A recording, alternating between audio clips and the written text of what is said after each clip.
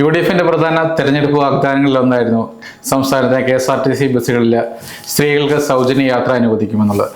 ആ ഒരു പ്രഖ്യാപനത്തിൽ ഇപ്പോൾ VD സതീശന് വെള്ളം കലർത്തിയിരിക്കുകയാണ്. കാരണം വെച്ച് കഴിഞ്ഞാൽ ഇപ്പോൾ പറഞ്ഞിരിക്കുന്നു ജൂൺ 15 തിങ്കളാഴ്ച മുതൽ സർവീസ് സ്ത്രീകൾക്ക് സൗജന്യമായിട്ട് യാത്ര ചെയ്യാം, പക്ഷേ ഓർഡിനറി ബസ്സുകളിൽ മാത്രമേ ഉള്ളൂ.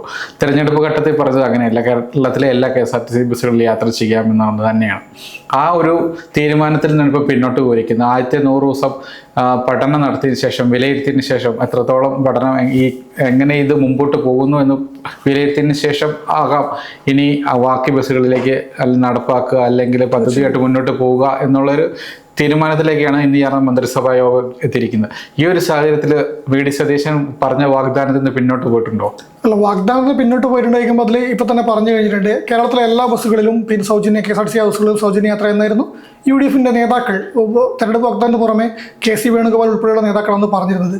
പക്ഷെ അത് അത്രത്തോളം പ്രായോഗികമാണെന്ന് നമുക്ക് തന്നെ അറിയുന്ന കാര്യമാണ്. അത്രയും ഇപ്പോൾ തന്നെ ഒന്നാമത് സാമ്പത്തിക ബാധ്യതയുള്ള ഒരു ഡിപ്പാർട്ട്മെൻറ്റാണ് അല്ലെങ്കിൽ വകുപ്പാണ് KSRTCയുടെ വരുന്നത്. അതിലേക്ക് വലിയൊരു ഭീകരമായ നഷ്ടമാണ് ഈ പ്രതിദിനം വരാൻ വേണ്ടി ഇപ്പോൾ നിങ്ങൾ നടപ്പാക്കുമ്പോൾ. അത് ഓർഡിനറി മാത്രമാണെങ്കിൽ തന്നെ പ്രതിദിനം 70 കോടിയോ മറ്റോ നഷ്ടം വരുന്നതാണ് എനിക്ക് തോന്നുന്നത്. അങ്ങനെ വരുമ്പോൾ കേരളത്തിലെ എല്ലാ ബസ്സുകളും KSRTC ബസ്സുകളും ഇതാക്കിയാൽ പിന്നെ കോർപ്പറേഷൻ എടുക്കാനും വെക്കാനും ഉണ്ടാവില്ല. ആ ഒരു ഘട്ടത്തിൽ 100 ദിവസം ഒരു പഠനം അതൊരു മികച്ച നീക്കട്ടെ എനിക്ക് തോന്നുന്നത്. ഇപ്പം കേരളത്തിലെ സ്ത്രീകൾക്ക് സൗജന്യ യാത്ര എന്ന് പറഞ്ഞു, അത് ഈ 15 തൊട്ട് പ്രഖ്യാപിക്കുമെന്ന് സതീശൻ പെട്ടെന്ന് പറഞ്ഞു. അന്നത്തെ മന്ത്രിസഭാ യോഗത്തിൽ പറഞ്ഞുകൊണ്ടാണ് പെട്ടെന്ന് വരുന്നത്. അതിൻ്റെ ആവശ്യം തന്നെ ഉണ്ടായിരുന്നില്ല. ടൈം എടുത്ത് പ്രധാന വാഗ്ദാനം തന്നെയാണ്, പക്ഷേ ടൈം എടുത്ത് പഠിച്ച് ചെയ്താൽ മതിയായിരുന്നു. അപ്പം ഇത് പെട്ടെന്ന് ഇത് ചെയ്യാൻ വേണ്ടിയിട്ടായിരുന്നു ഈ സാധനം കൊണ്ടുവന്നത്. അതുകൊണ്ട് 100 ദിവസത്തേക്ക് ഒരു പഠനം നടത്തുന്ന ഓർഡിനറി ബസ്സുകളിൽ അത് തെറ്റാണെന്ന് എനിക്ക് തോന്നുന്നില്ല. കാരണം വലിയ ബാധ്യത കേരളത്തെ ഒന്നാമത് വലിയൊരു ബാധ്യതയിലേക്ക് തള്ളിവിടുന്ന നീക്കമായിട്ട് മാറേണ്ടതാണ് KSRTCയിൽ സൗജന്യ യാത്ര. അപ്പം 100 ദിവസം പഠനത്തിന് വേണ്ടി മാറ്റി വെക്കുന്നു പറയുമ്പോൾ നല്ലതാണ്, അങ്ങനെ പഠിച്ചിട്ട് ചെയ്യുന്നതാണ് നല്ലത്. വാഗ്ദാനങ്ങൾ പിന്നെ വെള്ളം ചേർത്തു എന്ന് പറയാൻ പറ്റുന്നു തോന്നുന്നില്ല. കാരണം അതിനുശേഷം ഇത് നടപ്പിലാക്കില്ല പറയുന്നില്ല, മറ്റ് ബസ്സുകളിലേക്ക് അതിനുശേഷം നടപ്പിലാക്കുന്ന പറയുന്നത്. അപ്പം 100 ദിവസം പഠിക്കട്ടെ, ടൈം നമ്മൾ കൊടുക്കണം. 100 ദിവസം കൊണ്ട് പഠിച്ചിട്ട് മറ്റു ബസ്സുകളിൽ കൊടുക്കട്ടെ എന്നാണ് എനിക്ക് പറയാനുള്ളത്. പ്രിയദർശിനി എന്ന പേരിലാണ് ഈ പദ്ധതി ഇപ്പോൾ അവതരിപ്പിച്ചിരിക്കുന്നത്. ഇപ്പോൾ നമ്മളിപ്പോൾ ഈ നിലവിലത്തെ ഒരു കൃത്യമായ കണക്കുകൾ നമുക്കറിയില്ല. ഇപ്പോൾ ഓർഡിനറി ബസ്സുകളിൽ മാത്രമായിട്ടാണെങ്കിൽ പോലും പറയുന്നത് വർഷം 750 മുതൽ 800 കോടി രൂപ വരെ നഷ്ടം ഉണ്ടായേക്കുമെന്നാണ് റിപ്പോർട്ടുകൾ.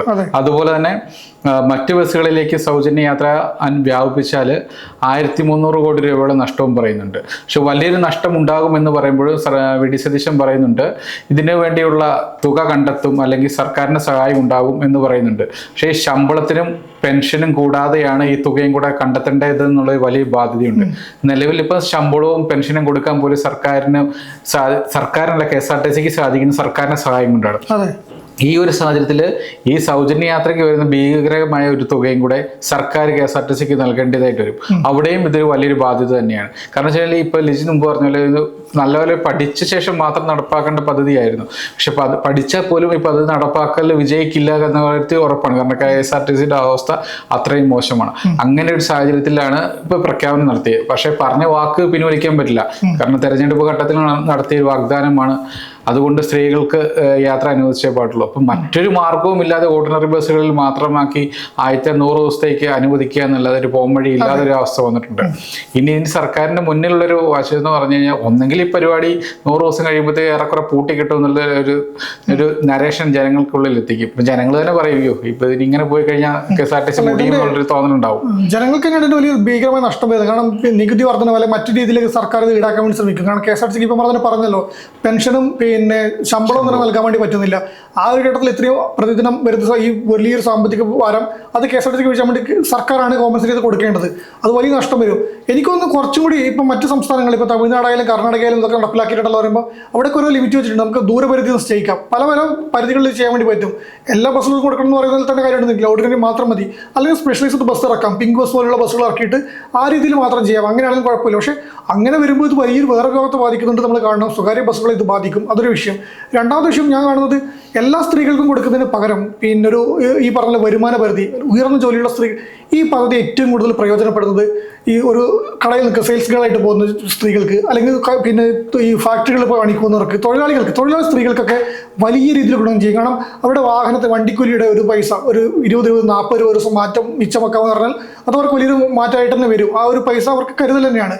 അപ്പോൾ അങ്ങനെയുള്ളവർക്ക് ഇത് വലിയ ആശ്വാസമായിരിക്കും.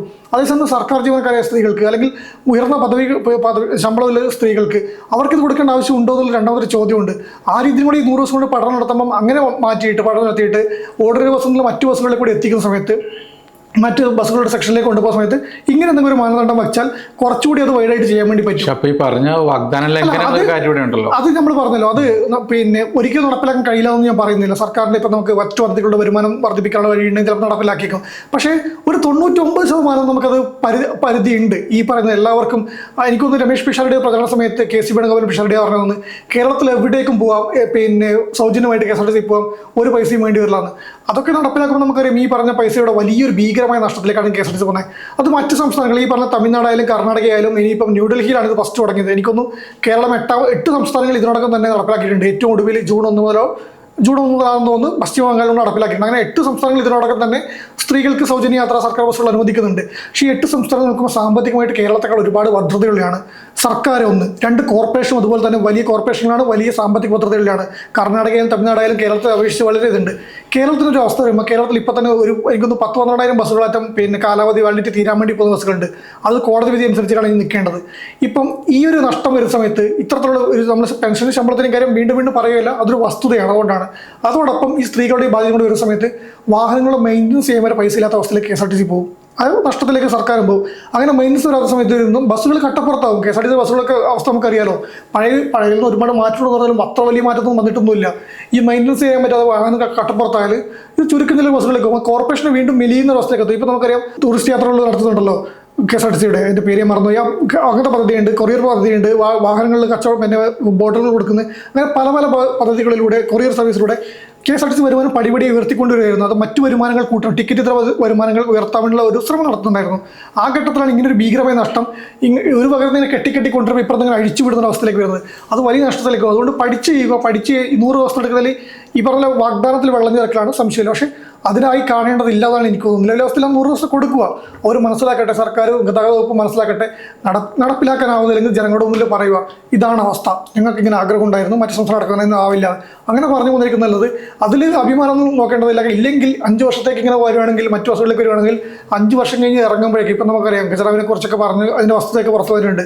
ഖജനാവ് പോയിട്ട് അവിടെ ഒരു ലോക്കർ പോലും ഇല്ലാത്ത അവസ്ഥയിലേക്ക് സംസ്ഥാനം പോകുന്നതിനകത്ത് സംശയമില്ല. നമ്മളിപ്പോൾ പഠനത്തിന്റെ കാര്യം പറഞ്ഞു, അതുപോലെ സാമ്പത്തിക നഷ്ടത്തിന്റെ കാര്യം പറഞ്ഞു. പക്ഷേ ഈ 2 കാര്യങ്ങളും അവിടെ നിൽക്കട്ടെ. പക്ഷെ ഇതിനു മുമ്പ് രാഹുൽ ഗാന്ധിയാണ് ഈ പ്രഖ്യാപനം നടത്തിയത്.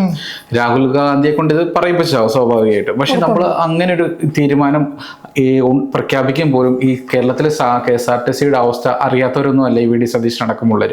അവർ ഈ കാര്യത്തെക്കുറിച്ച് ഒരു ധാരണ ഇവർക്ക് ഉണ്ടാകണമായിരുന്നു.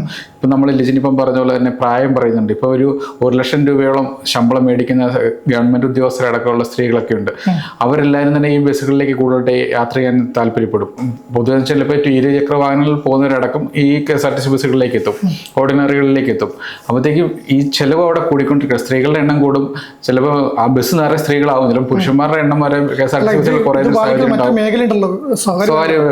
സ്വകാര്യ ബസ്സുകളുടെ കാര്യം പറഞ്ഞാൽ അവർ സ്വഭാവമായിട്ട് സമരത്തിലേക്ക് ഇറങ്ങും. അവർ കഴിഞ്ഞിടയ്ക്ക് ഇതുപോലെ പറഞ്ഞിട്ടുണ്ടായിരുന്നു, അവരെ സർക്കാർ സബ്സിഡി നൽകി പരിഗണിക്കണം എന്ന് പറഞ്ഞിട്ടുണ്ട്. കാരണം വെച്ചാൽ ഡീസലിന് സബ്സിഡി നൽകണം, അല്ലാതെ ഈ പ്രസ്ഥാനമായിട്ട് മുന്നോട്ട് പോകാൻ പറ്റില്ലെന്ന് അവർ പറഞ്ഞിട്ടുണ്ട്. കാരണം വെച്ച് കഴിഞ്ഞാൽ ഇപ്പോൾ ഒരു കേരളത്തിലെ പ്രൈവറ്റ് ബസ്സുകളുടെ നല്ല ശതമാനം കുറഞ്ഞു. അതിന് കാരണമായിട്ട് ഇവർ പറയുന്നത് സാമ്പത്തിക നഷ്ടമെന്നാണ് ഇവർ പറഞ്ഞത്. പക്ഷേ സാമ്പത്തിക നഷ്ടമൊന്നുമില്ല. ആളുകളെല്ലാം തന്നെ സ്വന്തമായിട്ട് വാഹനങ്ങൾ വാങ്ങി ബസ്സുകളിൽ KSRTC ബസ്സുകളിലായിക്കോട്ടെ പ്രൈവറ്റ് ബസ്സുകളിലായിക്കോട്ടെ യാത്ര ചെയ്യുന്ന സ്ത്രീകളുടെ എണ്ണം കുറഞ്ഞു. ബസ്സുകളിൽ സ്വന്തമായിട്ട് യാത്ര ചെയ്യാൻ കൂടുതൽ പരിധി കണക്ക് നോക്കി കഴിഞ്ഞാൽ ചില സ്ത്രീകളായിരിക്കും കൂടുതൽ, അവരുടെ എണ്ണം കുറഞ്ഞു എന്നുള്ളതാണ്. കോവിഡിന് ശേഷം ധാരാളമായിട്ട് ഈ ചക്രവാഹനങ്ങൾ ഇറങ്ങിയിട്ടുണ്ട്, മറ്റു വാഹനങ്ങൾ ഇറങ്ങിയിട്ടുണ്ട്. പെട്രോളിനും ഡീസലിനും വിലയും വർദ്ധിച്ചിട്ടുണ്ട്. അപ്പോൾ സ്വാഭാവികമായിട്ട് ഇവർ കമ്പയർ ചെയ്യുമ്പോൾ ബസ് ടിക്കറ്റിന് ഇപ്പോൾ ഒരു 30 രൂപ 40 രൂപ കൊടുക്കുമ്പോൾ അങ്ങോട്ടും ഇങ്ങോട്ടും കൂടെ ഒരു 60 രൂപ ടിക്കറ്റ് വരുമ്പോൾ ആ ചെറിയ പൈസ പോലും ആവുന്നില്ല. പെട്രോളിൽ അടിക്കുമ്പോൾ ഡീസൽ അടിക്കുമ്പോൾ അവിടെ പോയിട്ട് വരാമെന്നൊരു തോന്നൽ ആളുകൾക്ക് ഉണ്ടായിട്ടുണ്ട്. അങ്ങനെ ഒരു ധാരണ ജനങ്ങൾക്കിടയിലുണ്ട്. ആ ഒരു സാധ്യതകൾ ഇവിടെ നിലനിൽക്കുകയാണ് KSRTC ബസ്സിൽ സൗജന്യ യാത്ര നൽകിയിട്ടുണ്ട്. ഓർഡിനറി ബസ്സിലായിക്കോട്ടെ, അത് മാത്രമായിക്കോട്ടെ. എന്തായാലും പോലും ഈ ഫ്രീ സർവീസ് വരുമ്പോൾ ആളുകൾ സ്വാഭാവികമായിട്ടും KSRTCയെ ആശ്രയിക്കും. അപ്പോൾ സ്വാഭാവികമായിട്ടും KSRTCക്ക് ഭാരിച്ച ചുമതലയിലേക്ക് വരും, ഉത്തരവാദിത്തത്തിലേക്ക് വരും. ഈ ആളുകൾ കൂടുന്നതിനനുസരിച്ച് ബസ്സുകളുടെ എണ്ണം ചിലപ്പോൾ കൂട്ടേണ്ടതായിട്ട് വരും. അല്ല, അതിനുള്ള പരിമിതി ഞാൻ നേരത്തെ പറഞ്ഞു. ഇപ്പം തന്നെ ബസ്സുകളുടെ എണ്ണം കുറയുകയുള്ളൂ, എന്തായാലും കൂട്ടാൻ പറ്റുന്ന ഒരു പരിധിയുണ്ട്. KSRTCയിലെ ഈ ഒരു പദ്ധതി നടപ്പിലാക്കുമ്പോൾ KSRTCയുടെ എണ്ണം കുറയും, ബസ്സുകളുടെ എണ്ണം കുറയും. അത് ഈ പ്രതിസന്ധിയിലേക്ക് KSRTC നയിക്കും. അതുപോലെ തന്നെ വേറെ പ്രശ്നമുണ്ട്. ഇപ്പോൾ ഈ മലബാർ മേഖലയിൽ KSRTC ബസ്സുകളുടെ എണ്ണം വളരെ കുറവാണ്. നമുക്ക് മലയോര മേഖലയിലേക്കെല്ലാം ബസ്സിന്റെ എണ്ണം തുലം കുറവാണ്. ഓർഡിനറി ബസ്സുകളൊന്നും ഇപ്പം നമ്മുടെയൊക്കെ നാട്ടിലേക്ക് പറഞ്ഞാൽ ബസ്സുകൾ വളരെ കുറവേ ഉണ്ടാവുള്ളൂ. പിന്നെ ഈ പ്രശ്നം പറഞ്ഞാൽ സ്വകാര്യ മേഖല വ്യവസായങ്ങളെ ബാധിക്കുന്നത്, സ്വകാര്യ ബസ്സിനെ ബാധിക്കുന്നത്.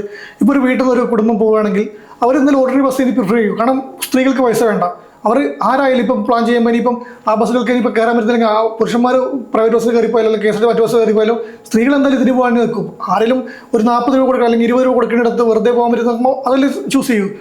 ഈ സ്വകാര്യ വ്യവസായങ്ങൾ ഇത് വല്ലാണ്ട് ബാധിക്കും. അതിനെ എങ്ങനെ മറികടക്കാൻ സർക്കാർ ഈ 100 കറക്റ്റ് ഒരു മാനദണ്ഡം ഉണ്ടായിരിക്കണമായിരുന്നു. എങ്കിൽ ഒരു പ്രായപരിധി ഒന്നെങ്കിൽ നിശ്ചയിക്കണമായിരുന്നു, അല്ലെങ്കിൽ ഗവൺമെന്റ് ജോലിക്കാരെ ജോലി ശമ്പളത്തിന് കേസ് പറയുമ്പോൾ പിന്നെ ചില നേതാക്കൾ വയ്ക്കുന്നതാണ് വരുമാന സർട്ടിഫിക്കറ്റ് കൊണ്ട് വണ്ടി കയറണമെന്ന്. അതിന്റെ കാർഡ് ഇപ്പോൾ നമ്മൾ എന്തായാലും വെറുതെ വരിക്കും പോകുന്ന ഒരു കാർഡ് ഉണ്ടാക്കണം. പല സംസ്ഥാനങ്ങളും സ്മാർട്ട് കാർഡുകൾ അവതരിപ്പിച്ചിട്ടുണ്ട്. ആ കാർഡുകൾ ഉപയോഗിച്ചിട്ടാണ് പിന്നെ പൗരത്വ അതായത് ആ സംസ്ഥാനത്തുള്ള ആളാണ് തെളിയിക്കാനുള്ള കാർഡെങ്കിലും വേണം. അങ്ങനെ കാർഡ് ഇറക്കുമ്പോൾ ആ കാർഡ് അതിന്റെ യോഗ്യത അനുസരിച്ച് കൊടുക്കണം. അതിനുള്ള ടൈം എടുക്കാതൊന്നും ആരും കുറ്റം പറയാൻ പോകുന്നില്ല. ഇപ്പോൾ പദ്ധതി പ്രഖ്യാപിച്ചത് ജൂലൈ 15 മുതലാണ്. അവർ ആദ്യം തൊട്ടേ പറഞ്ഞിരുന്നല്ലോ ജൂൺ 15 മെയ് 15 മുതൽ കൊടുക്കുന്നതൊക്കെ പറഞ്ഞ് അതാണ് ജൂൺ 15 പ്രഖ്യാപിച്ച അത് തെരഞ്ഞെടുപ്പിന് മുന്നേ പ്രഖ്യാപിച്ചിരുന്നു. അതാണ് പറ്റിയത്. ഈ പറഞ്ഞ പോലെ തെരഞ്ഞെടുപ്പിന് മുന്നിലെ പ്രഖ്യാപനങ്ങളെല്ലാം പ്രശ്നമാണ്. മോഡിഫിക്കേഷനെ കുറിച്ച് ചോദിച്ചപ്പോൾ ഗതാഗത മന്ത്രി പറഞ്ഞിരുന്നല്ലോ വകുപ്പ് ഉപയോഗിക്കാതാണ് ചോദിച്ചപ്പോൾ സിപിച്ചോൻ പറഞ്ഞിരുന്നു അത് തെരഞ്ഞെടുപ്പിന് മുമ്പേ പറഞ്ഞല്ലേ എന്ന്. ആ രീതിയിലൊക്കെ കാര്യങ്ങൾ പോയിട്ടുണ്ട്. ഈ പറഞ്ഞ വെള്ളം ചേർക്കുന്നത് അത് മറ്റു സ്ഥലത്തോടെ അങ്ങനെ പോകുന്നുണ്ട്. അതിന് ഞാൻ ഇല്ല എന്നും പറയുന്നില്ല. എങ്കിൽ കൂടി ടൈം എടുത്ത് പഠിച്ചു തന്നെ ചെയ്യണം. ഈ 100 ദിവസം കൊണ്ട് KSRTC സർക്കാർ വലിയൊരു പാഠം ലഭിക്കും. ആ പാഠത്തിൽ തന്നെ അതിനുശേഷം ഞാനിപ്പോൾ നോക്കുന്നത് ഒരു വിപ്ലവകരമായ തീരുമാനം തന്നെയാണ് സ്ത്രീകൾക്ക് സൗജന്യ യാത്ര എന്നുള്ളത്. അത് എല്ലാ സ്ത്രീകൾക്കും ട്രാൻസിനും ഉണ്ട്. ഈ തിങ്കളാഴ്ച മുതൽ നടപ്പിലാക്കുകയാണ്. ആ തീരുമാനത്തിൽ അതൊരു പിന്നെ ഇതുമില്ല, വിപ്ലവകരമായ മാറ്റമാണ്, വലിയൊരു തീരുമാനമാണ്. ഒരു വിഭാഗം സ്ത്രീകൾക്ക് വലിയ പ്രയോജനമാവും, ശരിയാണ്. പക്ഷെ 100 ദിവസം കഴിഞ്ഞിട്ട് ഇതിന്റെ പദ്ധതിയുടെ ഭാവി എന്താകും അത് മാത്രമാണ് ഞാൻ നോക്കുന്നത്. അപ്പോഴേ നമുക്കറിയാം ഈ സർക്കാരിന് ഇച്ഛാശക്തിയും അല്ലെങ്കിൽ കോർപ്പറേഷന് മുന്നോട്ടുള്ള പോക്കിനെ അറിയാൻ വേണ്ടി പറ്റും. ഈ 100 ദിവസം ഒരു പരീക്ഷണം അത് നടത്തട്ടെ. 101ാം ദിവസം ഇത് തുടരുമോ അല്ലെങ്കിൽ ഇതെങ്ങനെ തുടരും, ഇതിന്റെ മാനദണ്ഡമാണ് അവിടെ മുതലായി പദ്ധതി ആരംഭിക്കുമെന്നാണ് എനിക്ക് തോന്നുന്നത്. അപ്പോൾ ഇനി 100 ദിവസമാണ് സർക്കാർ പറഞ്ഞിരിക്കുന്ന ഒരു മാനദണ്ഡം. അതിനുശേഷം വേണേ KSRTC ഉണ്ടാവുമോ ഇല്ലയോ എന്ന് പോലും നമുക്കറിയില്ല. കാരണം ഭീകരമായ നഷ്ടം ഉണ്ടാകുന്ന കാര്യത്തിൽ ആർക്കും സംശയമില്ല. സർക്കാരിന് വലിയൊരു സാമ്പത്തിക ഒരു ബാധ്യത ഏറ്റെടുക്കേണ്ടി വരും. പെൻഷനും ശമ്പളത്തിനും പുറകെ ഇതിനു വേണ്ടിയുള്ള പണം കൂടെ കണ്ടെത്തേണ്ട ഒരു സാഹചര്യമുണ്ട്. ഇനി ഇവിടെ എന്ത് മാജിക്കാണ് ഇവിടെ ഗതാഗത മന്ത്രിയും മുഖ്യമന്ത്രിയും അവതരിപ്പിക്കാൻ പോകുന്നതെന്നാണ് ഇനി കണ്ടറിയേണ്ട കാര്യം. അല്ലാത്ത പക്ഷം KSRTC ഭീകരമായ നഷ്ടത്തിലേക്കും ചിലപ്പോൾ ഈ പ്രസ്ഥാനം തന്നെ പൂട്ടിക്കെട്ടേണ്ട ഒരവസ്ഥയിലേക്കും ഭാവിയിൽ എത്തിച്ചേരാനുള്ള സാധ്യത കൂടുതലാണ്. തീർച്ചയായും.